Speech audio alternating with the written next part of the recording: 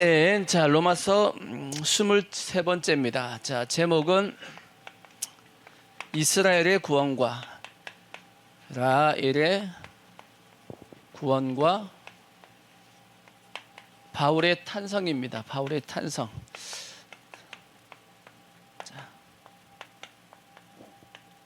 자, 로마서를 강의하고 있는데 로마서 1장부터 8장까지는 우리가 구원받는 신앙의 이제 과정, 그 신앙의 원리입니다. 어떻게 우리가 구원받는지에 대한 설명을 로마서 1장부터 8장까지 했습니다.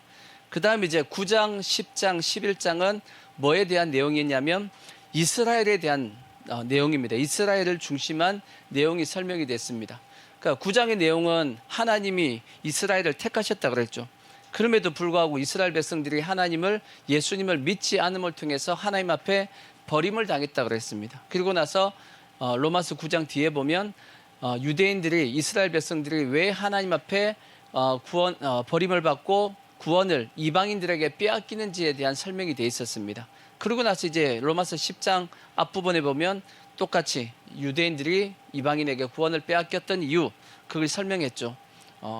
믿음에 의지하지 않고 행위에 의지했고 하나님에 대한 잘못된 지식을 열심을 내서 쫓아갔기 때문이다라고 설명이 되어 있었습니다. 그리고 나서 이제 로마서 10장의 설명이 뭐였냐면 그럼에도 불구하고 하나님께서 이스라엘을 향해서 구원시키기 위해서, 이스라엘 백성들을 잡아주기 위해서 이러이러한 노력들을 했다 하는 것이 설명이 되어 있었고, 근데 이러한 노력에도 불구하고 이스라엘 백성들이 하나님을 믿지 않았고 불순종했던, 거역했던 그들의 모습이 기록이 되어 있었습니다. 그것이 로마서 10장의 내용이었습니다. 그러고 나서 이제 오늘 말씀은 로마서 11장의 내용입니다. 그럼 이제 로마서 11장은 어떤 내용이냐? 그러면 이렇게 시작합니다. 그러면 하나님께서 이스라엘을 버렸냐? 라는 질문부터 시작합니다. 자, 로마서 11장 1절. 자, 그러면 이스라엘은 어떻게 될 것인가? 자, 그러므로 내가 말하노니 하나님이 자기 백성을 버렸냐? 버렸어요? 안 버렸다라는 거예요. 그럴 수 없느니라. 버리지 않았다라는 겁니다. 나도 이스라엘인이요. 사도 바울도 자기도 이스라엘 사람이죠. 아브라함의 씨죠. 베냐민 지파다라고 얘기합니다. 베냐민 지파라고 강조하는 건 뭐냐면 이스라엘이 남북으로 나눠졌을 때 그래도 하나님 편에 있었던 것이 남쪽이었잖아요. 그죠? 그게 유다 지파와 베냐민 지파였기 때문에 베냐민 지파 사람들은 나름의 어떤 자부심을 가지고 있는 겁니다. 믿음을 지켰다라고 하는. 그래서 사도 바울이 자기가 베냐민 지파다라고 자랑스럽게 얘기하고 있는 겁니다. 그래서 사도 바울이 하나님께서 이스라엘을 버렸다 안 버렸다? 안 버렸다라는 겁니다. 그러면서 얘기하는 것이 뭐냐? 누가 있다라고 얘기하냐면 첫 번째가 뭐냐면 남은 자가 있다. 누가 있다? 남은 자가 있다라고 설명을 합니다. 자, 2절 말씀 보시면, 2절 보시면 하나님이 그 미리 아신 자기 백성을 버리지 아니하셨으니, 미리 아신, 먼저 아신, 그러니까 이스라엘이죠. 이스라엘 백성들을 버렸다 안 버렸다? 버리지 아니하셨나니 너희가 성경이 엘리야를 가르쳐 말한 것을 알지 못하느냐? 엘리야에 대한 설명을 너희가 들어보지 못했느냐? 그가 이스라엘을 하나님께 고발하되 주여 그들이 주의 선지자들을 죽였으며, 자 3절 주의 제단들을 헐어버렸고, 자 3절 보시면 주여 그들이 주의 선지자들을 죽였으며 주의 제단들을 헐어버렸고 나만 남았는데, 누구만 남았다고요? 엘리야 선지자가 나만 남았는데 내 목숨도 찾나이다 하고 얘기했단 말이에요. 그랬더니 하나님께서 그에게 뭐라고 대답했냐? 그에게 하신 대답이 무엇이냐? 내가 나를 위하여 바알에게 무릎을 꿇지 아니한 사람 몇을 남겼다? 7,000명을 남겨두었다. 남은 자가 있다 없다? 있다라고 설명을 한 겁니다. 자, 이 부분에 대한 배경 설명을 한번 먼저 좀 해드릴게요. 남은 자가 있다. 자, 이스라엘도 남북으로 나눠진 적이 있었죠. 그죠? 이스라엘도 이렇게 남북으로 이렇게 이스라엘 지도를 보면 이렇게 돼 있는데, 이쪽이 북이스라엘, 그 다음 이쪽이 남유다란 말이에요. 남유다는 두 지파가 있었죠. 유다 지파와 아까 얘기했던 베냐민 지파가 있었고, 나머지 이제 10지파가 북이스라엘로 이렇게 있었단 말이에요. 근데 남유다는 그래도 다윗의 자손들이 왕을 했기 때문에 선한 왕도 있고 가끔씩 악한 왕도 있었습니다. 하지만 북쪽은 처음부터 끝까지 다 거의 다 악한 왕이었습니다. 근데 그 악한 왕 중에서도 제일 악한 왕이 있었습니다. 그 왕 이름이 뭐였죠? 그 왕 이름이 아합이라는 왕이었다. 아합. 북이스라엘 왕 중에서 가장 악한 왕이 누구다? 아합 왕이었다. 근데 가장 악했던 이유가 뭐 때문이다? 부인이 이세벨이야. 그러니까 남자가 악한 이유는 누구 때문이다? 부인 때문이다. 그러면 거의 뭐 어느 정도 성립을 합니다. 전혀 영향을 안 받는 건 아닙니다.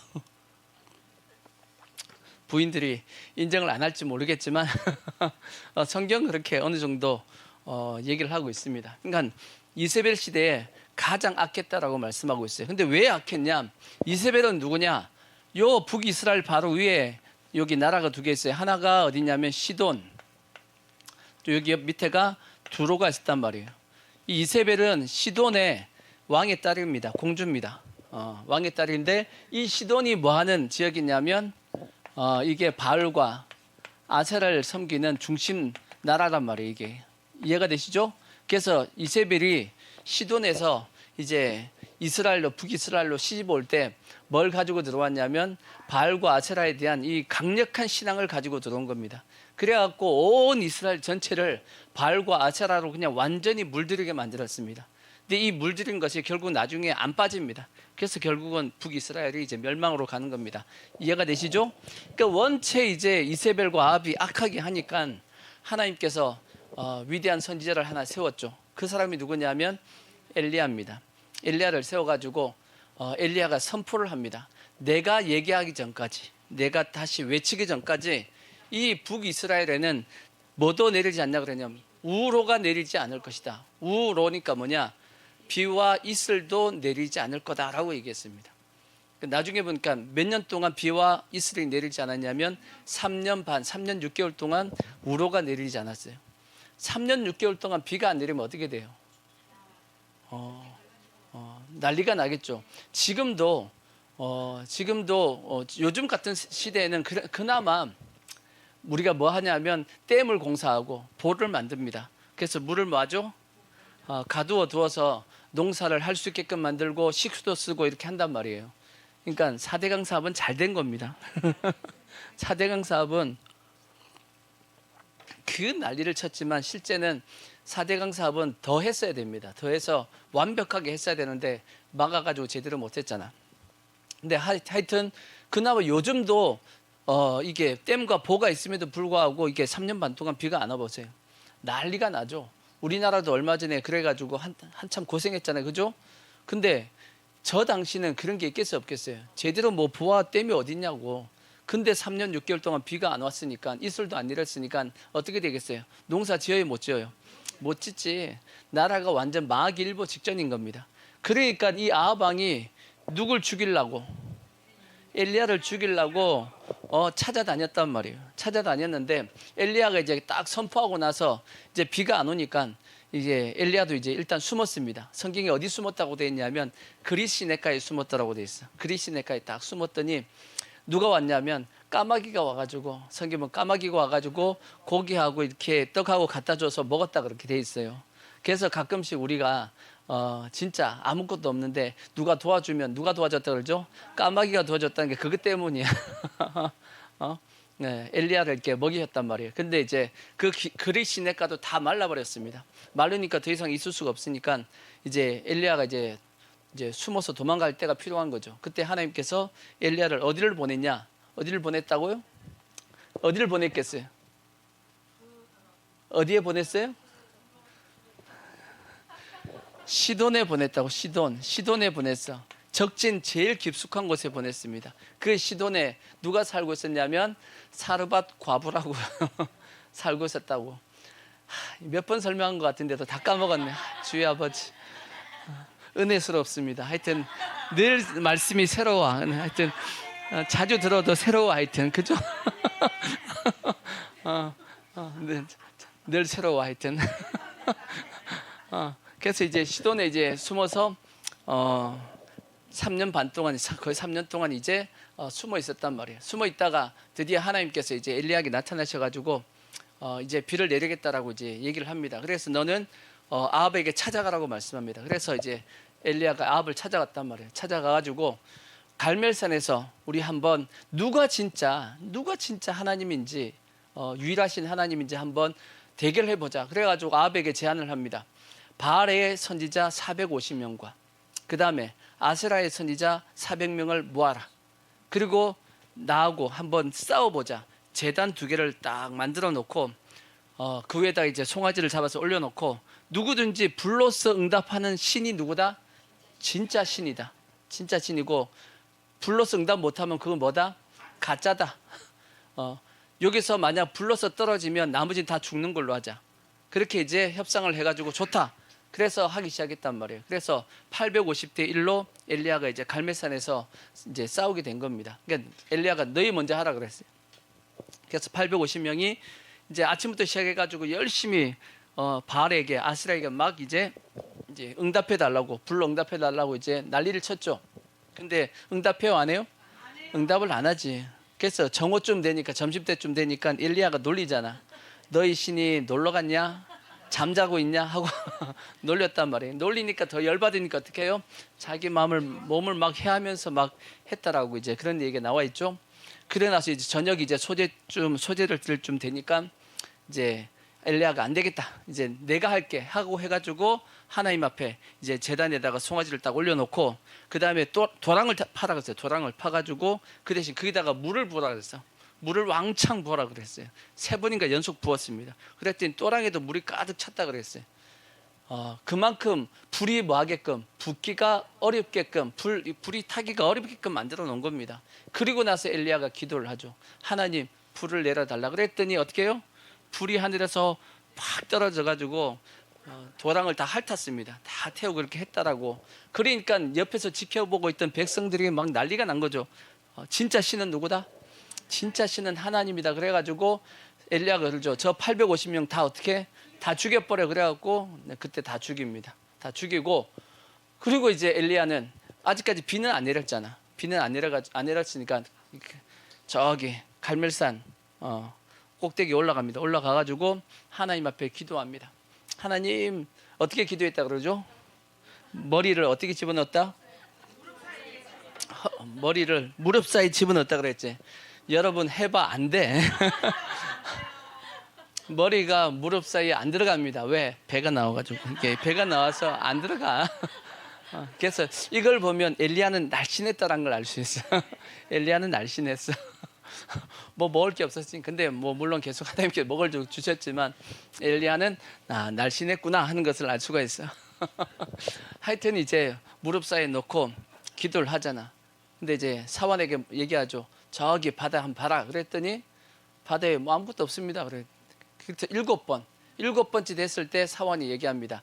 저 바다 저 끝에서 손바닥만한 적은 구름이 이게 올라옵니다. 라고 얘기했더니 됐다. 하나님께서 큰 비를 내리시려고 한다. 해가지고 아합에게 찾아갑니다. 아합 이제 비가 올 겁니다. 큰 비가 내릴 테니까 빨리 왕궁으로 돌아가십시오. 하고 했더니 그때부터 뭐가죠? 비가 막 억수같이 쏟아지기 시작하는 겁니다. 근데 성경에 보면 엘리야가 비가 막 내리니까 어떻게 했다 그러죠? 아합 왕이 마차를 타고 가고 있었는데 아합보다 앞서서 달려갔다 그랬어요. 우리나라에 축지법이 축지법.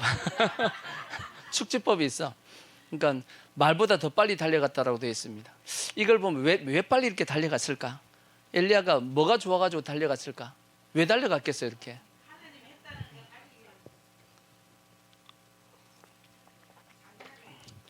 왜 엘리야가 아합보다 앞서 달려갔을까?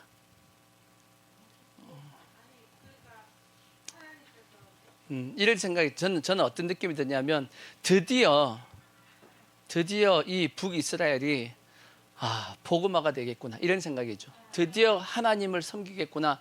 바알을 아세라를 이제 쳐부수고 진짜 이제 하나님만을 섬기는 이 북이스라엘 땅이 되겠구나 하고 너무 기뻐가지고 그걸 보고자 먼저 달려가지 않았을까라고 생각이 듭니다. 근데 문제가 생겼어요. 이제 아합이 이제 왕궁에 도착하고 나서 자기 부인한테 이 모든 걸 또 뭐 해야 되죠? 보고해야 될 거 아니야. 다 보고했더니 이세벨이 열 받아 안 받아요?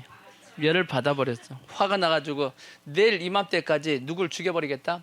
엘리야를 죽여버리겠다. 그리고 나서 이제 신하를 보내가지고 엘리야한테 얘기합니다. 사환을 보내가지고 내일 이맘때에 너 죽이겠다 라고 얘기했더니 엘리야가 어떻게 돼요? 그때 코가 빠져가지고 자기가 뭘 기대했는데 이제 이스라엘이 복음화 될 걸로 기대하고 이제 하나님만을 섬길 걸로 잔뜩 기대하고 있는데 갑자기 이세벨을 자기 죽인다 그러고, 그리고 보니까 이세벨이 저 살아있는 동안, 저 난리를 치는 동안에는 북이스라엘이 하나님을 제대로 믿기가 어렵다라는 것을 이제 깨닫게 된 겁니다. 알게 된 거야. 그러니까 어떻게 해요? 실망과 낙심이 쫙 밀려든 겁니다. 그리고 이제 이세벨을 죽인다 그러니까 어떻게 해요?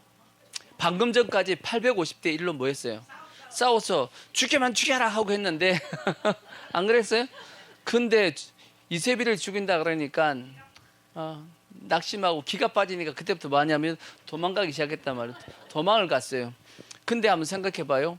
어디까지 도망갔냐? 성경 보면 브엘세바까지 도망갔다 그랬어요. 브엘세바 어디냐? 엘리야는 북이스라엘 사람이야. 엘리야는 북이스라엘 사람인데 도망을 가기를 어디까지 갔냐면 남유다의 맨 끝입니다. 여기가 브엘세바야. 그래서 이스라엘 땅을 얘기할 때는 단에서부터, 단이 맨 위에 있잖아요.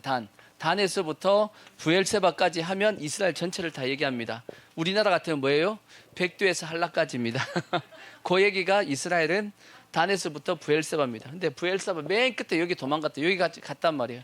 여기 가가지고 자기 사원은 여기 머물게 하고, 그걸로 끝난 것이 아니야. 엘리야가 다시 어디로 들어가요? 광야로 들어가서 광야에 들어가가지고 성경 보면 로뎀 나무 아래 있었다. 로뎀 나무 아래에서 하나님 앞에 딱 갔더니 하나님께서 또 뭘 보내셨냐면 또 물하고 저기 이제 떡하고 갖다 주셨어. 하나님께서 또 보내주셨단 말이에요. 천사가 왔는지 하여튼 왔다고 이제 돼 있어. 그래서 이제 그걸 먹고 성경에 보니까 40일 동안 주야로 걸어서 어디로 갔냐면 호렙산까지 갑니다. 호렙산. 하나님 앞에 모세가 말씀을 받았던 그 산으로 간단 말이에요. 그래서 그 호렙산의 동굴 속에 들어가는 겁니다. 동굴 속에 들어가요. 여기 가는데 하나님께서 주신 그 떡이 하고 물이 에너지가 넘쳐나가지고 40일 동안 주야로 갔습니다. 그러니까 하나님께서 주신 거 그 중간에 뭐 안 먹었어요. 먹은 거 없어. 하나님께 주신 그거 먹고 그 힘으로 갔다고 돼 있어. 그러니까 40일 동안 가가지고 호렙산에 도착했습니다. 그러니까 호렙산 도착해서 그 동굴 속에 들어가가지고 하나님 앞에 뭐라고 기도하냐면 하나님 죽여 주시옵소서 이렇게 기도. 아니 죽으려면 그냥 여기서 죽으면 되지. 여기까지 와서 왜 죽여달라 그래? 그냥 이스라엘에서 죽었으면 되지. 호렙산까지 와서 죽여 주시옵소서 그랬다고. 그랬더니 하나님께서 이제 자기를 나타내 보이셨어요. 어떻게 나타내 보이셨냐면 막 바람이 불기 시작했어요. 바람이 막 부는데 성경에 보니까 일단 엘리야 보고 앞에 서라 그랬어요. 딱 섰더니 바람이 막 불기 시작합니다. 근데 그 바람 속에도 누가 안 계셨다? 하나님이 안 계셨고, 그 다음에 지진이 막 일어났다 그랬어. 근데 지진에서도 뭐가 안 계셨다? 하나님이 안 계셨고, 그 다음에 막 불이 막 일기 시작했습니다. 근데도 그 속에도 하나님이 안 계셨다 그랬죠. 그 다음에 뭐가 있었다고요? 세미한 음성이 들렸다고. 그 속에서 하나님께서 너 왜 왔냐 하고 물어봤단 말이에요. 왜 왔냐 그랬더니 이스라엘 백성들 구원시키려고 그랬는데, 그러면서 하는 얘기가 뭐냐면 이스라엘 모든 백성들이 다 발에 다 무릎 꿇었습니다. 누구만 남았다고요? 나만 남았는데 나도 죽이려고 합니다 이제. 그랬더니 하나님께서 그때 하셨던 말씀이 뭐냐면 너만 남은 거 아니요. 아직 남아있는 사람 몇 명 있다? 아직까지 바알에게 무릎 꿇지 않은 7,000명이 있다. 7,000명이 있다. 너만 남은 거 아니다 라고 말씀해 주신 거예요. 그 7,000명입니다. 누가 있다? 남은 자가 있다. 너가 생각하기에는 너밖에 없는 것 같지? 아니요. 너 말고도 몇 명이 더 있다? 7,000명 더 하나님께서 남겨두신 자가 있다라는 겁니다. 그러니까 뭐 하지 말라는 거예요? 실망하고 낙심하지 말라는 겁니다. 하나님은 항상 뭘 두신다? 남은 자를 두신다라고 말씀을 하신 거예요. 하나님이 똑같습니다. 항상 하나님은 누굴 두시냐면 남은 자를 두십니다. 그게 이스라엘 백성도 똑같다라는 거예요. 너가 사도 바울도 똑같죠. 지금 그 얘기하는 겁니다. 사도 바울도 이스라엘 하나님께서 이스라엘을 버렸지 버려서 끝난 것이 아니다라는 거예요. 여전히 하나님께서는 이스라엘에 대한 뭐가 있냐?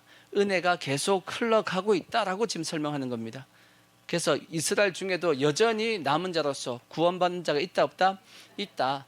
구원은 이방인에게 넘어갔다 할지라도 여전히 하나님께서는 이스라엘 백성 중에서 은혜를 베풀고 있는 자가 있다 없다? 있다라고 지금 설명을 한 겁니다. 그러니까 이스라엘이 완전히 버림받은 것은 아니다. 그게 남은 자에 대한 내용입니다. 이해가 되시죠?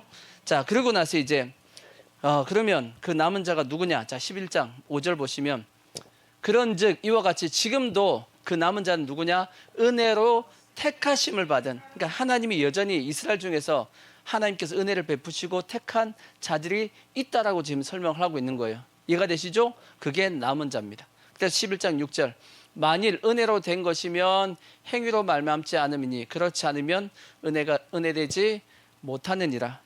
하나님께서 이렇게 남겨둔 것은 뭐였다? 그들이 잘나서 남겨둔 것이 아니고 뭘로 남겨두신 거다? 하나님의 은혜로서 남겨두신 거다라고 설명을 합니다. 자, 그래서 이제 그런즉 7절 말씀. 그런즉 어떠하냐? 이스라엘이 구하는 그것은 얻지 못하고 오직 택하심을 입은 자가 얻었고 그 남은 자들은 뭐해졌느니라? 우둔하여졌느니라.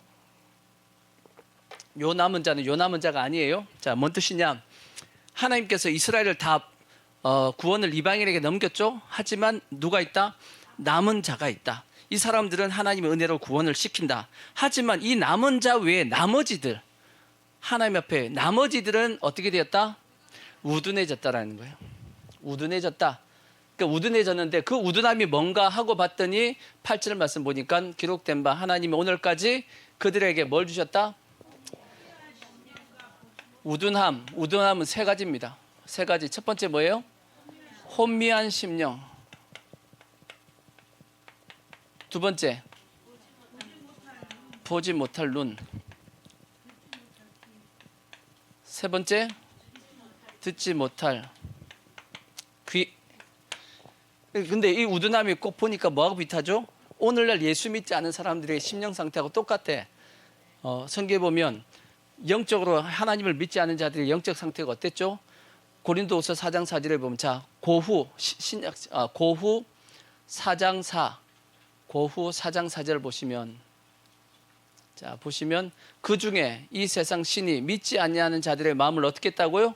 혼미케 했다고. 혼미케 해서 뭘 못 보게 만들었죠? 그리스도의 영광의 복음의 광채를 못 보게 만들었습니다. 그래서 세상 사람들은 심령이 뭐 해가지고 혼미하기 때문에 예수님을 믿을 수 있다 없다? 믿을 수 없다라고 성경이 말씀하고 있는 거예요. 그래서 누군가가 저들에게 빛을 비춰줘야 돼. 그래야지만 저들이 예수 믿을 수 있는 겁니다. 더 나아가서 또 고린도 전서 12장에 보시면 자 고린도 전서 고전 1절 보시면 12장 1절 보시면 이렇게 돼 있죠. 형제들아 신령한 것에 대하여는 나는 너희가 알지 못하기를 원하지 않았노니 너희도 알거니와 너희가 이방에 있을 때 말 못하는 우상에게 뭐 있다? 끌려다녔다 그랬죠. 왜 끌려다녀요? 못 보니까 안 보이니까 끌려다니잖아. 보면 내 마음대로 갈 수가 있지. 보면 근데 안 보이면 어떻게 해요? 누군가가 끄는 그대로 끌려다닐 수밖에 없죠. 그게 뭐냐면 믿지 않는 자들의 영적인 상태란 말이에요. 근데 사도 바울이 얘기하길 이 우둔함이 곧 혼미한 심령이고 보지 못할 눈이고 듣지 못할 귀. 예수님께서 그렇게 말씀을 했는데도 불구하고 믿어져요? 안 믿어져요? 안 믿어졌다는 겁니다. 그게 우둔함에 빠진 그들의 모습이다라고 말씀하는데 이것이 곧 사도 바울은 뭐다라고 말씀하냐면 이것이 저주다라고 해요. 하나님의 저주. 하나님의 저주요 하나님의 보응이라고 얘기합니다. 왜? 그들이 누굴 믿지 않았기 때문에 예수님을 믿지 않고 예수님을 뭐 했기 때문에 십자가에 못 박아 죽였고 했기 때문에 그들에게 주어진 그리고 이방인에게 복음을 빼앗긴 예수님을 빼앗긴 이유가 되었다라고 말씀합니다. 그러면 사도 바울이 이어서 자 로마서 11장 9절 다시 보시면 롬 11장 9절 다시 보시면 자 저주에 대한 얘기를 합니다. 어느 게 저주냐라고 설명을 합니다. 또 다윗이 이르되 그들의 밥상이 올무와 덕과 거치는 것과 보응이 되게 하시옵고. 이게 뭐냐면 다윗이 시편 69편에 이 자기를 죽이려고 하는 자들에 대해서 다윗이 저주를 한 게 있습니다. 저주한 내용이 있어요. 그 다윗이 저주한 내용을 사도 바울이 인용한 겁니다. 근데 저주가 뭐냐 하고 설명해 보면 이렇게 돼 있어요. 다윗이 이르되 그들의 무엇이 밥상이 덕과 올무와 덕과 거치는 것과 보응이 되게 하시옵고. 무엇이요? 밥상이래. 밥상. 여러분 근데 왜 밥상이? 네, 이 말씀은 자 시편 한번 보죠. 구약 성경 시편 69편 22절 보십시오. 이 말씀을 인용한 거예요. 시편 69 22 쳐 보시면 시 69 22절. 자 보시면 이렇게 자 보시면 22절 보시면 그들의 밥상이 뭐가 되게 하시며 올무가 되게 하시며. 밥상이 왜 올무죠? 밥상 요 밥상이 뭐가 되냐면 올무가 된대. 이게 저주랍니다. 다윗은 그리고 사도 바울도 밥상이 먹을 게 없어가지고 그 뜻이 아닙니다. 먹을 게 많아서. 그러니까 오늘날로 얘기하면 우리가 맨날 어디 찾아가냐면 맛집을 찾아가고 그 다음에 유행하는 유튜버가 뭐예요? 먹방 유튜버 쫓아가고. 먹방 유튜버가 뭐 하여튼 구독자 수가 엄청 많잖아, 그죠? 우리 그거 재밌게 본다고 막 먹는 걸 재밌게 봐. 근데 물론 이게 밥상이라는 것 자체가 먹는 걸 얘기하는 거지만 세상의 어떤 쾌락과 즐거움을 쫓아간다 그 뜻입니다. 세상의 쾌락과 즐거움을 거기다가 올무니까 덧치니까 거기 걸려 있는 거야. 그걸 위해서 계속 쫓아가고 있는 것이 그게 뭐다? 그게 저주라는 거예요. 그게 저주다. 여러분 맛집 맨날 찾아다니고 먹방에 그냥 끌려다니고 있으면 그게 뭐다? 그게 저주입니다. 왜냐? 그걸 쫓다 보니까 뭘 못 쫓는 거죠? 하나님을 못 쫓는 것이고 천국을 향해 살지 못하는 겁니다. 그게 그냥 어떻게 하면 세상의 즐거움과 세상의 쾌락을 위해 살아갈까? 그것이 뭐냐? 그것이 저주된 인생이라고 다윗이 설명하고 있는 거예요.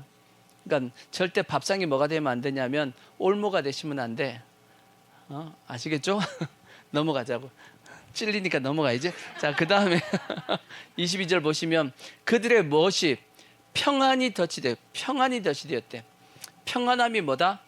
오히려 덫이 되었다라고 말씀합니다. 평안하니까 행복하게 잘 살다 보니까 문제 없이 그냥 살아가다 보니까 인생 가운데 즐겁게 그냥 인생 가운데 문제 없이 평안하게 살아가니까 뭘 못하는 거예요? 우리 인생 가운데 생각해야 될 것들이 있습니다. 죽으면 어떻게 되지? 이런 거 생각해 봐야 돼, 안 해봐야 돼요? 죽으면 어떻게 되지? 라고 생각을 해봐야지만 뭔가 우리 인생에 우리가 바르게 살아야겠다. 구원받기 위해서 죽음 이후에도 내가 혹시 천국이 있다라면 이런 생각을 해야 돼, 안 해야 돼요? 지옥이 있으면 어떻게 하지? 이런 생각 해야 돼, 안 해야 돼? 근데 삶이 뭐 하다 보니까 너무 평안하고 행복하게 살다 보니까 그런 생각을 해요, 안 해요? 안 하고 산다라는 겁니다. 평안은 근데 문제는 그 평안이 덫이 돼가지고 결국은 죽고 어디 가냐면 지옥에 가는 겁니다. 죽음 전에 그런 것을 생각하고 우리가 살아야 되는데 그러지 못했다라는 거죠. 그래서 평안이 뭐가 되었다? 덫이 됐다. 그것이 뭐다? 저주다라고. 저주. 또 그 다음에 또 돼 있어요. 자 23절. 그래서 23절 그들의 눈이 어두워 보지 못하게 하시며 그들의 허리가 항상 뭐예요? 허리가 떨리게 한다고 그랬죠. 다시 로마서를 보시면 로마서는 뭐라고 돼 있어요? 로마서는 그들의 등은 항상 뭐예요? 등은 굽게 돼 있다. 등은 굽었다. 허리가 떨리게 했다. 이게 똑같은 얘기입니다. 어떻게 보면 허리가 왜 떨리죠? 등이 왜 굽죠? 어르신들 허리가 이렇게 굽었던 등이 이렇게 굽은 이유가 뭐예요? 열심히 살았기 때문이에요. 열심히. 그러니까 세상을 위해서 열심히 살았다는 거예요. 허리가 뭐 할 만큼 굽고 떨릴 만큼 열심히 살았어. 근데 세상을 위해서 열심히 산 겁니다. 그게 뭐냐? 그게 저주라는 거예요. 그 세상 가운데 지금 특히 우리나라 같은 경우 그죠? 밥상이 올무된 사람 많죠?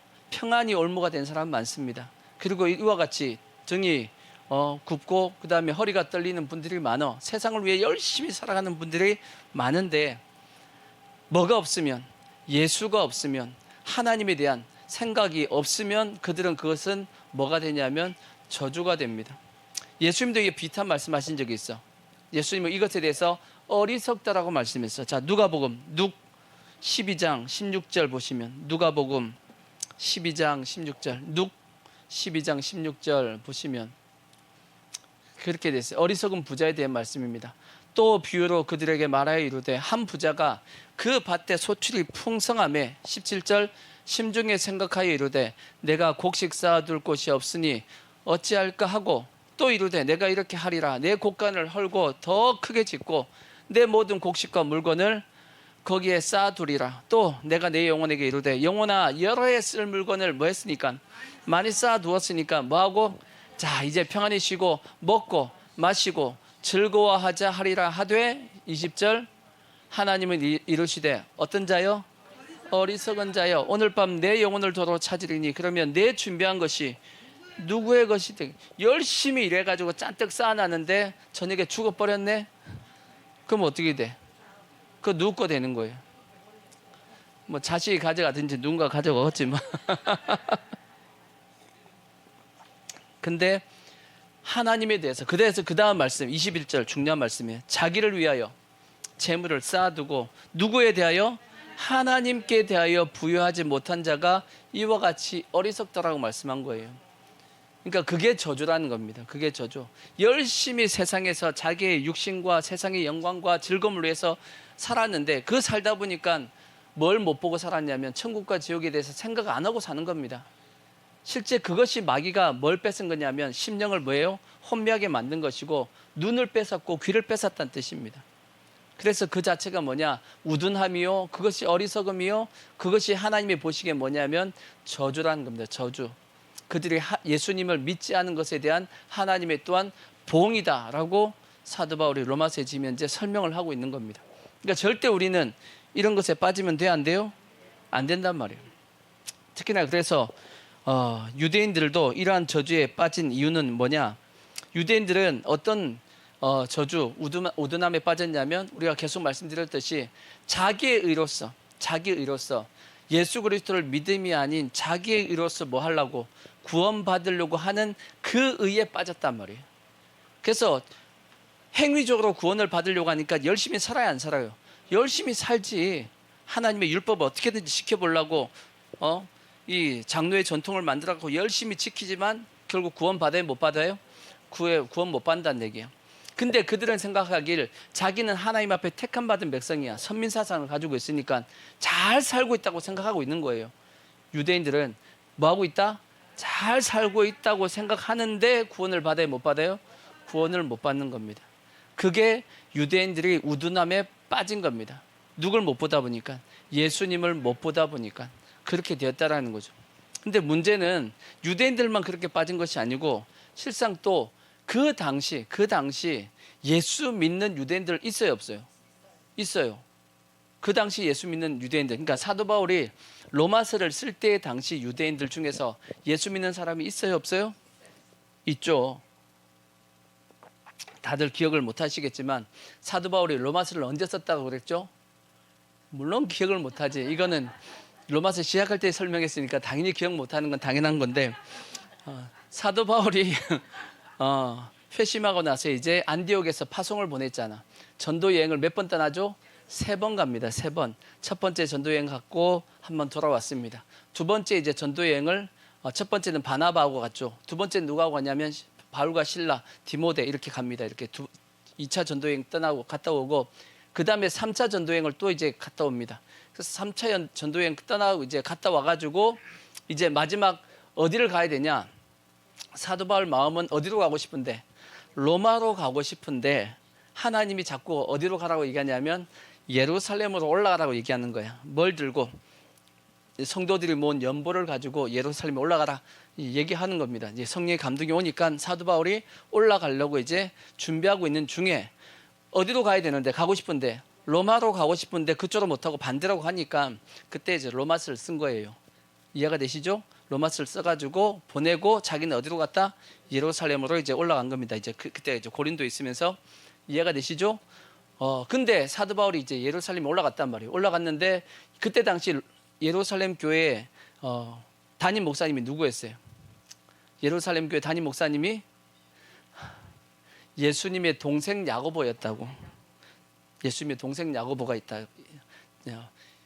예수님의 제자 야고보는 순교했습니다. 이미 순교했고 예수님의 동생 야고보, 그러니까 우리가 알고 있는 야고보서를 쓴 그분이 보면 예루살렘 교회의 담임 목사님이었다고 오늘날로 얘기하면 이해가 되시죠? 근데 그 야고보가 사도 바울한테 무슨 얘기를 하냐면 이렇게 얘기를 합니다. 자, 사도행전 행 21장 17절을 보시면 행 21장 17절 보시면 이런 얘기를 해요. 21장 17절 보시면 예루살렘에 이르니 형제들이 우리를 기꺼이 영접하거늘, 그러니까 사도 바울이 예루살렘에 이르렀더니 예루살렘에 있던 예수 믿는 형제들 유대인들이죠. 그러니까 기꺼이 사도 바울을 영접했단 말이에요. 그리고 그 이튿날 바울이 우리와 함께 누구에게? 야고보에게, 예수님의 동생 야고보에게로 들어가니 장로들도 함께 다 있더라. 바울이 무난하고 하나님이 자기의 사역으로 말미암아 이방 가운데서 하신 일을 낱낱이 말하니 그들이 듣고 하나님께 뭐 했어요? 영광을 돌리고 바울더러 이르되, 그 다음 말씀 문제, 형제여 그대도 보는 바에 유대인 중에 몇 명이 있다? 수만 명이 믿는 자가 있다라. 예루살렘 그리고 이 유대 땅에 예수 믿는 유대인이 몇 명이 있다? 수만 명이 있답니다. 수만 명이 있다 그랬어요. 사도 바울이 지금 이제 로마서를 쓰고 간 겁니다. 그죠? 아까 남은 자가 있다 그랬어요, 없다 그랬어요? 남은 자 있다 그랬잖아. 그러니까 유대인들 중에서도 수만 명이 지금 이제 이스라엘 땅 안에서 예수 믿고 있었단 말이에요. 이해가 되시죠? 근데 다 뭐다? 20절 밑에 보시면 다 율법의 열성을 가진 자라. 20절 밑에 보면 열성을 가진 자다. 그렇게 되어 있습니다. 이게 율법의 열성을 가졌다. 근데 예수를 믿는다라고 지금 얘기하고 있는 거예요. 이게 문제인 겁니다. 왜? 예수님 믿으면 율법에 대해서는 좀 어떻게 돼야 되죠? 열성은 좀 사라져야 돼. 왜? 믿음으로 가야 되니까. 율법을 지키더라도 지킬 건 지키지만 아닌 건 우리가 예수님께서 이루신 율법이 있죠. 십자가, 죄사함에 대한 그런 제사라든가 필요 없단 말이야. 근데도 불구하고 유대인들 중에서 뭐가 있었어요? 율법에 대해서 열성을 가지고 예수 믿는데도 불구하고 여전히 뭐에 대한 열성을 가지고 있었다? 열심을 가지고 있었냐면 율법에 대한 열심을 가지고 있었다는 뜻입니다. 그래서 뭘 말씀을 드리고 싶었냐면 그만큼 이게 몸에 밴 겁니다. 몸에 밴 거. 이걸 걸러내기가 쉽다 어렵다? 어렵다라는 겁니다. 이미 유대인들은 선미사상에 빠져 있고 그래서 복음을 받아들이기가 어려웠다는 얘기예요. 그러니까 예수 믿는 자들도 그게 어려웠던 거야. 이해가 되시죠? 오늘날도 마찬가지지. 세상 사람들 보고 예수 믿으면 구원받는다 그러면 잘 안 믿으려고 그래요. 왜 안 믿으려고 그러냐면 그분들은 어떤 생각을 가지고 있냐면 내가 구원받으려면 그래도 내가 뭘 해야지 구원받지. 어떻게 믿는다고 구원을 받냐고 이렇게 얘기를 하거든. 이미 세상에 뭐 한 거죠? 그게 세상의 어떤 사상과 철학이 몸에 배어 있는 겁니다. 쉽지 않은 거예요. 그래서 성경은 택하고 하나님의 은혜 가운데 있는 자 구원받는 거지. 그래서 우리가 믿어지는 게 뭐 한 거냐면 그게 감사한 거야. 믿어지는 게 감사한 겁니다. 왜? 우린 이 모든 걸 다 이기고 예수님을 믿고 있기 때문에. 이해가 되시죠? 그래서 사도 바울이 자 로마서 다시 11장 11절까지 보시면 로마서 11장 11절 이러했기 때문에 유대인들이 로마서 11장 11절 롬 11 11 롬 11장 11절 자 그럼 11절 보시면 이러한 어떤 유대인들의 모습이었기 때문에 그러므로 내가 말하노니 그들이 넘어지기까지 실족하였느냐 다 버림받았냐 그럴 수는 없느니라. 아니다. 그들이 넘어짐으로 구원이 누구에게 갔다? 이방인에게 이르러 이스라엘로 시기나게 함이니 그들의 넘어짐이 세상의 풍성함이 되면 그러니까 유대인들이 예수를 믿지 않아 가지고 우리가 뭐 했다? 예수님을 믿게 되었다. 그 뜻입니다. 그들의 실패가 이방인의 풍성함이 되거든 하물며 그들의 충만함이리요. 그렇게 이제 사도 바울이 말씀한 겁니다. 자, 여기까지 한 템포. 그다음에 이제 두 번째, 이러한 이제 남은 자가 있다는 설명을 하고 나서 두 번째 설명하는 것이 뭐냐? 사도 바울이 설명한 것이 뭐냐면 구원받은 이방인, 구원받은 이방인이 조심해야 될 것, 조심해야 할 일들, 할 것 무엇인지 이제 설명을 합니다. 자, 첫 번째 뭐냐? 자, 16절, 그다음에 13절 그냥 읽어보자고. 13절. 내가 이방인인 너에게 말하노라. 내가 이방인의 사도인 만큼 내 직분을 어떻게 여긴다? 영광스럽게 여긴다. 사도 바울이 유대인들을 향해서 복음을 전한 게 아니죠. 누구를 향해서? 이방인들을 향해서 복음을 전했습니다. 그럼 유대인들을 향해서 복음을 전했던 사람은 누구죠? 중심인 사람이 그게 이제 베드로입니다. 베드로와 그다음에 이제 예수님의 동생 야고보가 유대인을 중심한 사역을 했던 거고, 이방인을 중심의 사역을 했던 사람은 사도 바울입니다. 이해가 되시죠? 자, 그렇게 돼 있고, 그래서 이방인인 사도인 만큼 내 직분을 어떻게 여긴다? 영광스럽게 여긴다. 자, 14절 보시면 이는 혹 내 권력을 아무쪼록 뭐 해가지고 시기하게 하여 그들 중에서 얼마를 뭐 하고 싶다? 구원하고 싶다라는 겁니다. 그만큼 이 사도 바울의 마음속에 누구에 대한 마음이 가득했죠? 자기 백성 이스라엘 백성들을 사랑한 마음이 그만큼 가득했다는 얘기입니다. 그래서 우리가 다 알다시피 로마서 9장의 1절에 뭐라 말씀했어요? 사도 바울이 내가 그리스도에게 끊어진다 할지라도 내 고륙 친척들이 구원받으면 내가 그것을 원한다. 내 양심이 그걸 증거한다 라고 얘기했잖아. 그만큼 자기 민족과 자기 백성들을 사랑했던 것이 누구냐? 그것이 사도 바울입니다. 그러니까 예수 믿는 사람들은, 여러분, 예수 믿는 사람은 자기 민족과 자기 백성을 사랑해야 됩니다. 이게 우리가 예수 믿으면 자연스럽게 우리 속에 들어와야 돼요. 그리고 그렇기 때문에 우리가 전도하는 것이고 또 나라를 위해서 기도하고 하는 겁니다. 예수 믿는다 그러면서 이 전도에 대한, 또 자기 민족과 자기 가족과 이런 거에 대한 관심이 없다. 아직까지 예수님 제대로 못 만난 거야. 아시겠죠? 예수 믿으면 반드시 자기 민족에 대한, 자기 백성, 자기 가족, 친족에 대한 부담이 들어와야 됩니다. 이게 정상적인 거예요. 그래서 우리가 나라에 대해서 기도하고 하는 것도 다 마찬가지예요. 이거 이 안에 있는 겁니다. 자, 그래서 자 16절 보시면 첫 번째 뭐라고 얘기했냐? 뭘 조심해야 되냐? 예수 믿는 이방인들에 대해서 첫 번째 16절. 제사하는 처음 익은 곡식 가루가 거룩한즉 떡덩이도 그러하고 뿌리가 거룩한즉 가지도 그러하다. 그래서 또한 가지의 얼마가 뭐 했는데? 꺾였는데. 그러니까 누구예요? 유대인들이잖아. 유대인들의 나무가 있는데 구원의 나무가 있단 말이에요. 구원의 나무가 있는데 구원의 나무가 이렇게 있단 말이에요. 이렇게 가지를 뻗었는데 여기를 탁 자른 겁니다. 이게 구원의 가지가 뭐였죠? 이거는 이게 누구죠? 이게 유대인이야. 유대인이란 말이야. 유대인. 근데 하나님께서 뭐 했다고요? 유대인의 가지를 잘라버린 거야. 그러다가 여기다가 뭘 붙였어요? 이방인 우리를 접붙인 겁니다. 이해가 되시죠? 사도 바울이 지금 그렇게 설명을 하고 있는 거야. 제사하는 처음 익은 곡식 가루가 거룩한즉, 이게 거룩하니까 이것도 거룩한 걸 지금 받은 거지 니들이 처음부터 거룩한 것이 아니다라고 얘기하는 거야. 이해가 되시죠? 제사하는 처음 익은 곡식 가루가 거룩한즉 떡덩이도 그러하고 뿌리가 거룩한즉, 이 나무 자체가 뿌리가 거룩하니까 가지도 거룩한 거지 니들이 잘나가지고 구원받은 거 절대 아니라고 지금 설명하는 거야. 또한 가지 얼마가 뭐 있는데? 꺾였는데 돌 감람나무인 내가 그들 중에서 뭘 받았다? 접붙임을 받아가지고 참 감람나무의 뿌리에 지내기 구원의 은혜가 흐르게 받게 된 자가 되었은즉. 그래서 18절 그 가지를 향하여 뭐 하지 말라? 니들이 이방인 너희가 유대인들을 향해서 뭐 하면 안 된다? 자랑하면 안 된다라는 거지. 그러니까 유대인들을 욕하면 안 돼요. 유대인들을 욕하면 안 돼. 미국의 어떤 누구였지? 기억은 안 되는데 얼마 전에 그런 얘기했습니다.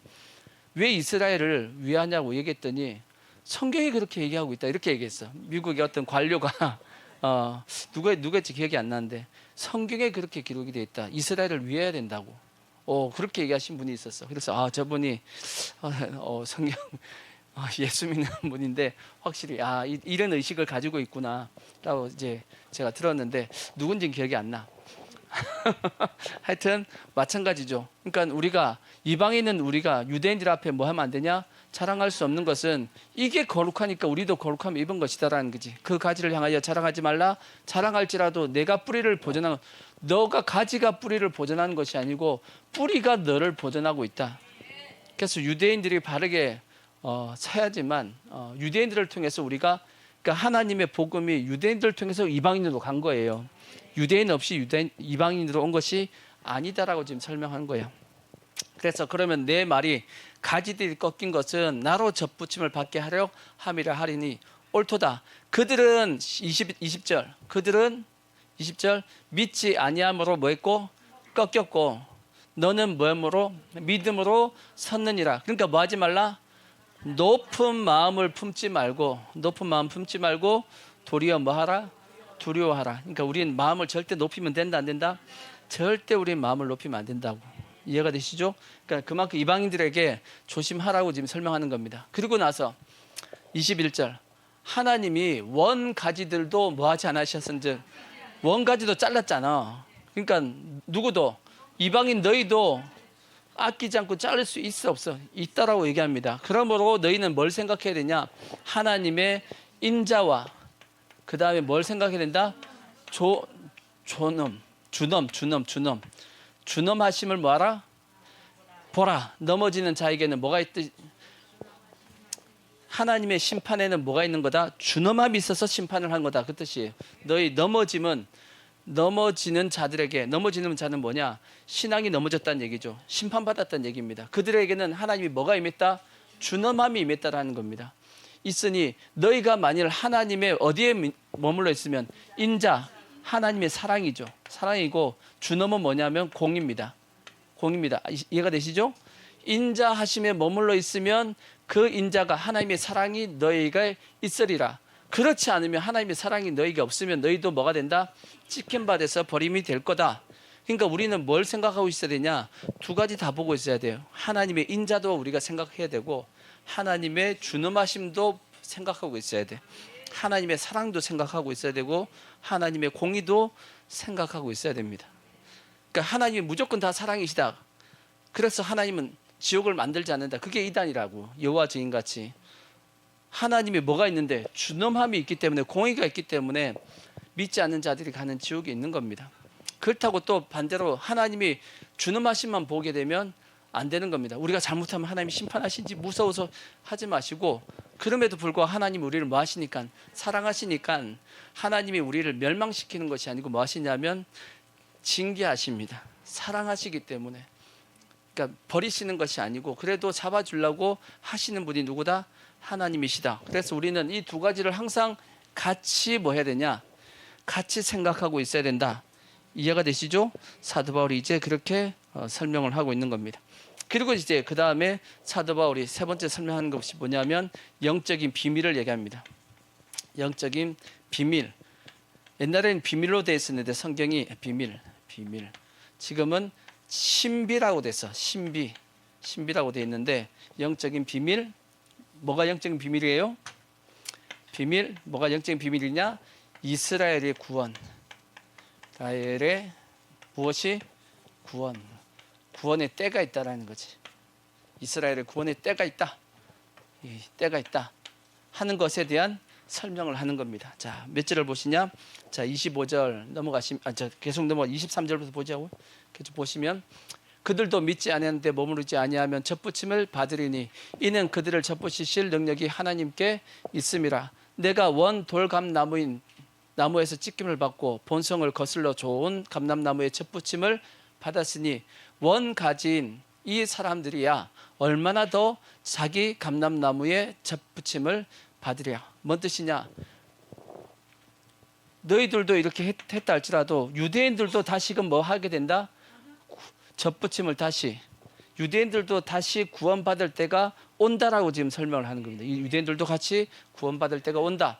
형제들아, 너희가 스스로 지혜 있다 하면서 이 신비, 이 영적인 비밀을 너희가 모르기를 내가 원하지 아니하노니. 두 번 부정은 뭐다? 강한 긍정이다. 학교에서 배웠죠? 문법에 두 번 부정은 강한 긍정이다. 그러니까 반드시 뭐 해야 된다? 반드시 알아야 될 사실이야 라고 지금 설명을 하는 거야. 반드시 알아야 된다. 뭘? 이 비밀은, 이 신비는 이방인의 충만한 수가 들어오기까지 이스라엘의 덜어는 뭐하게 되었다? 우둔하게 되었다. 뭔 뜻이에요?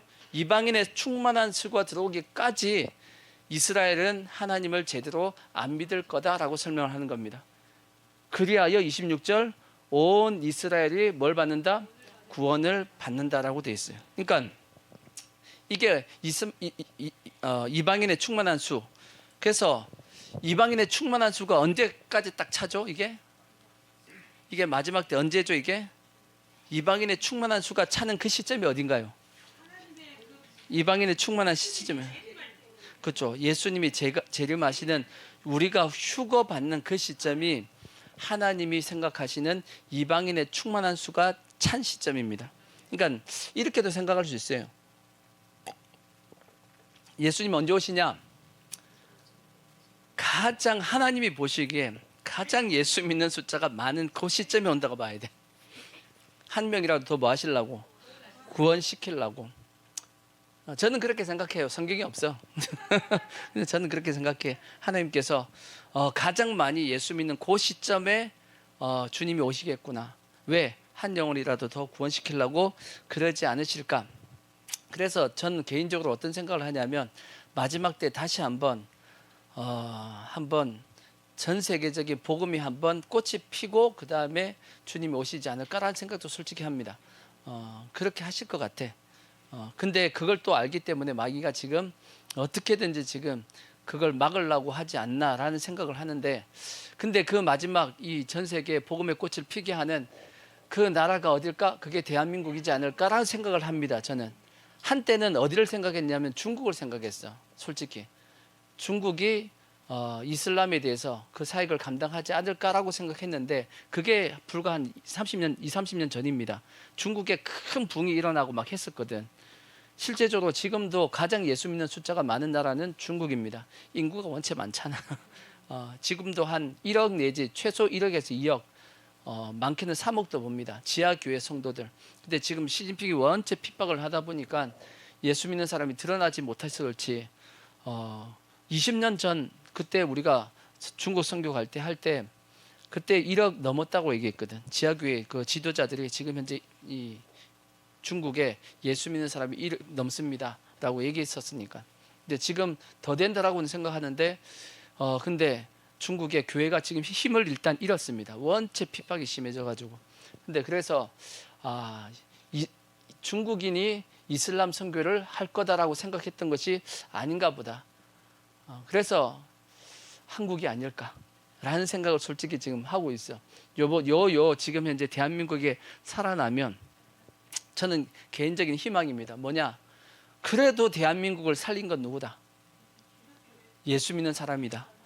이런 생각이 들지 않겠어요? 왜? 광화문 운동도 누가 하고 있죠? 교회가 하고 있어요. 지금 6, 7년 동안 지금 나라 살리려고 하고 있는 게 누구야? 그게 교회란 말이에요. 교회가 그러고 있잖아. 그죠? 전 목사님을 중심으로 해가지고 하고 있죠. 지금 또 세부 코리아 저기도 지금 마찬가지예요. 저기도 결국 기독 교회잖아. 그게도 교회예요. 교회에서 주최하는 이 집회에 모든 국민들이 나와서 지금 현재 나라를 살리려고 저렇게 하고 있는데, 그러면 세상 사람들도 보기에 그래도 나라가 위험할 때, 위기일 때 나라를 위해서 저렇게 희생할 수 있는 사람은 누구다? 예수 믿는 사람이네, 교회네, 이렇게 생각하고 마지막 다시 한번 한국이 좀 이 복음의 힘을 얻지 않을까라고도 기대하는 마음이야. 그렇게 되기를 바라고 그렇게 되었으면 좋겠다. 그래서 다시 한번, 그러니까 한국 교회는 또 열정이 있어가지고 부흥하잖아요. 그러면 뭐 하자 그러죠? 선교하자 그럽니다. 그러니까 주의 오실 길 예배하자 하고 또 예루살렘 달려가려고 막 할 거라고. 그러지 않을까라는 기대를 해봐. 하여튼 뭔 얘기하다가 엉뚱하게 갔는데 그치. 그 사역 마지막 이방인의 충만한 수가 오기까지 이 유대인들은 어떻게 되냐? 완악하게 된다라고 말씀했단 말이에요. 근데 이 말씀은 누구도 하셨냐? 예수님도 하신 적이 있어. 자, 누가복음 룩 21장 24절 보시면, 룩 21장 24절 보시면 예수님도 이렇게 말씀했어요. 자, 그들이 칼날에 죽임을 당하며 모든 이방에 사로잡혀 가겠고, 예루살렘은 뭐가 차기까지? 이방인의 때가 뭐하기까지? 차기까지 이방인들에게 밟히리라. 어디가? 예루살렘이, 이스라엘 땅이 이방인에게 밟히게 된다. 언제까지? 이방인의 때가 차기까지. 그러니까 이방인의 충만한 수가 차기까지. 그러니까 지금 어떻게 보면 이스라엘이 AD 70년에 멸망을 했고 1948년에 나라가 회복이 되었습니다. 그렇지만 여전히 이스라엘 땅은 유대인들뿐 아니라 이방인들도 지금 현재 같이 살고 있는, 아직까지 완전하게 회복이 안 됐단 말이에요. 그런 상태인데 하여튼 지금 주님이 오실 때가 가까웠다는 것은 나라가 70년 전에 불과 2000년 전입니다. 약 1900년 전에, 2000년 전에 나라가 없어졌잖아. 근데 그 나라가 다시 생겼다라는 거지. 이건 기적 중의 기적입니다. 우리나라 고조선 시대, 삼국 시대 초창기 때입니다. 고조선 시대 때 그때 살던 그 사람들이 지금 2000년대에 와가지고 나라를 세운 거야. 믿어져요? 말도 안 되는 얘기지. 근데 말도 안 되는 얘기가 하나님의 말씀이기 때문에 이루어진 겁니다. 그러니까 이게 하나님의 뭐다? 영적인 비밀, 신비다라는 거지. 이스라엘의 구원의 때가 온다 안 온다? 온다라는 겁니다. 근데 중요한 것은, 그러면 하나님이 이스라엘 백성들 어떻게 구원시키지? 왜 구원시키지? 그냥 이방인들 다 올려보내고 휴거받고 하고 난 다음에 그 다음에 이방 지역에는 누가 없죠? 예수 믿는 사람이 없어진 겁니다. 없어진 거예요. 근데 그 다음부터 하나님께서 구원의 때를 누구에게 넘겨요? 유대인에게 넘긴단 말이야. 넘기는데 유대인들은 그러면 왜 구원을 받죠? 어떻게 구원을 받죠? 라고 설명이 돼 있어. 자, 그게 설명이 돼 있다고.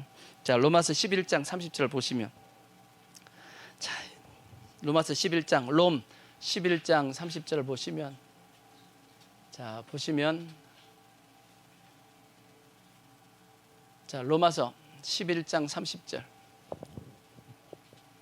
자, 너희가 전에는 하나님께 순종하지 아니하더니 이스라엘이 뭐함으로? 순종하지 아니함으로 이제 긍휼을 입었는지라. 이와 같이 이 사람들이 31절, 이와 같이 순종하지 아니하니 이는 너희에게 베푸신 긍휼로 이제 그들도 긍휼을 얻게 하려 하심이라.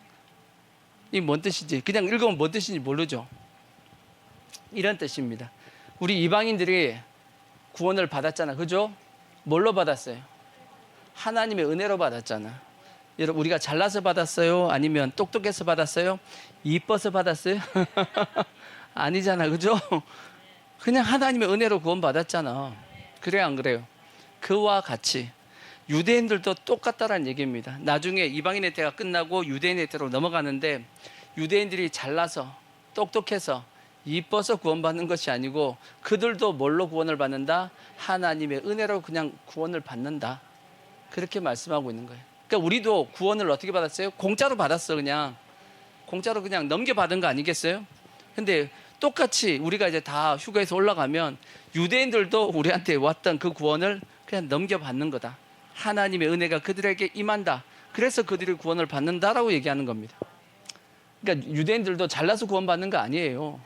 그러니까 유대인들이 막 되게 갑자기 예수님을 다 막 믿어야지 해서 믿는 것이 아니고, 그 유대 땅에 유대인들을 향해서 하나님의 은혜가 부어지게 된다고.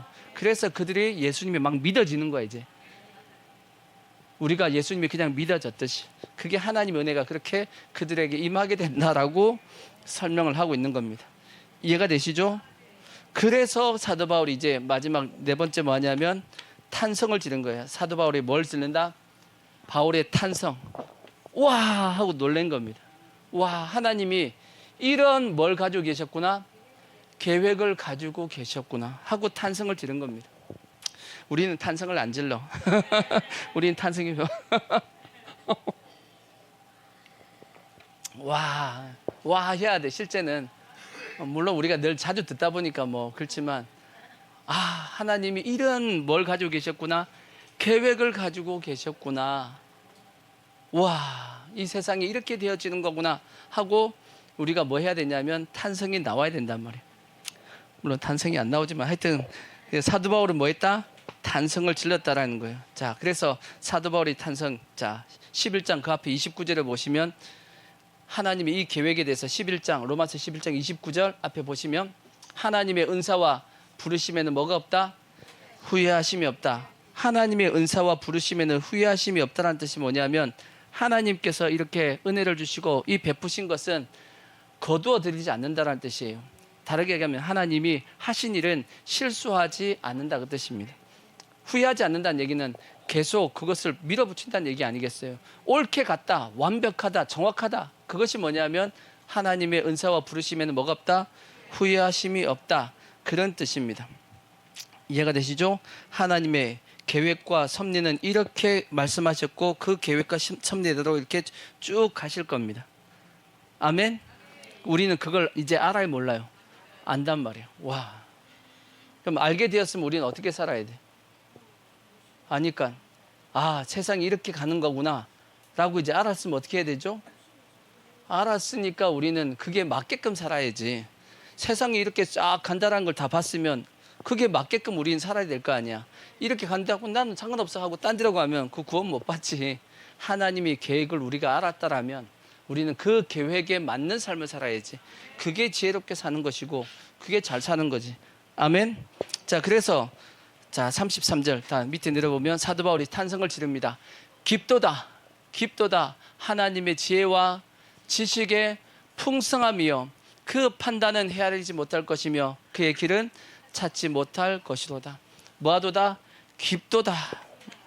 사도 바울의 탄성이 뭐라고 얘기하냐? 깊도다. 와, 깊도다. 이걸 이러한 지혜와 지식이 풍성함이 하나님의 지혜와 지식의 풍성함이 깊다라고 탄성을 지른 겁니다. 근데 그 지혜와 지식의 풍성함이 어디 안에 들어가 있냐? 오늘날은 다 어디 안에 있죠? 예수 안에 있다고 돼 있잖아. 예수 안에 골로새서 2장에 보면 예수 안에 하나님의 지혜와 지식의 모든 보화가 뭐 돼 있다? 감추어져 있느니라 이렇게 돼 있어. 어디 안에요? 예수 안에 하나님의 지혜와 지식의 모든 보화가 그 안에 다 감춰져 있어. 실제적으로 우리가 누구만 제대로 알면 예수 안에만 들어가서 예수님만 제대로 알면 우리는 하나님의 뭘 우리를 알게 되냐면 지혜와 지식의 모든 보화 그 모든 풍성함을 알게 되는 겁니다. 그래서 누구를 알라고 얘기하죠? 예수를 알라고 예수를 알라고 그렇게 얘기하는 것이 그러니까 예수를 알기 위해서 또 어떻게 해야 되죠? 말씀 봐야 돼. 말씀 가게 하고 말씀 봐야 됩니다. 자, 그다음에 34절 이제 거의 끝나갑니다. 34절 누가 주의 마음을 알았느냐? 누가 그의 모사가 되었느냐? 누가 주의 마음을 알아요? 몰랐잖아. 우리 다죠. 모사가 뭐예요?